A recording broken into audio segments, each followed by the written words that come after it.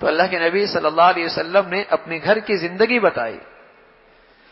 حضرت عائشہ فرمانے لگی رسول اللہ صلی اللہ علیہ وسلم نے ایک مرتبہ رات کا وقت تھا، چاند کی طرف اشارہ کیا اور فرمایا عائشہ اس سے پناہ مانگا کرو. اشارہ تھا چاند سے رات کی طرف، اس لیے کہ چاند تو رات کو نکلتا ہے، رات کو ہی نظر آتا ہے. اشارہ تھا کہ رات کے اندھیروں سے پناہ مانگا کرو، اس لیے کہ رات کو شیاطین پھیل جاتے ہیں. تو رسول اللہ صلی اللہ علیہ وسلم اپنے گھر والوں کو مسنون دعائیں سکھایا کرتے تھے.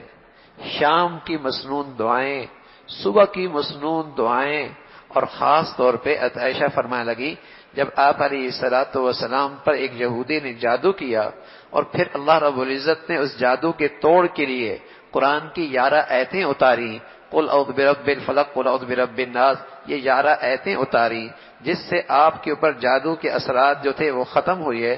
تو پھر تو آپ کا معمول بن گیا کہ جب رات کو بستر پہ جاتے، اور ہمارا بھی یہ معمول بن گیا جب تک آپ دنیا میں رہے آپ نے اس معمول پہ عمل کیا، اور ہم نے آپ کے بعد جب تک ہم زندہ رہے ہم نے اس معمول پہ عمل کیا کہ رات کو جب بستر پہ جاتے تو ان 11 آیتوں کو پڑھتے اور اپنے ہاتھوں پر پھونک لیتے اور پھر اس کو اپنے پورے جسم پہ مل لیتے، پھر ایسے ہی کرتے 3 مرتبہ ہمارا یہ عمل کرنا ہماری زندگی بھر کا معمول بن گیا.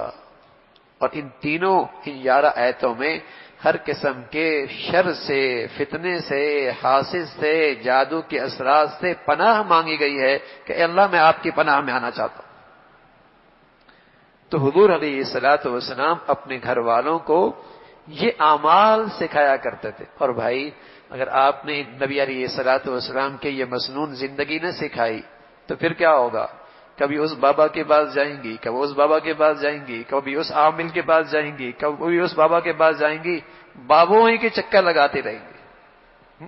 نبی علیہ الصلوۃ والسلام نے خوبصورت زندگی دی ہے. مسنون دعائیں، جو طاقت اللہ کے نبی کی مسنون دعاؤں میں ہے دنیا کی کسی وظیفے میں نہیں.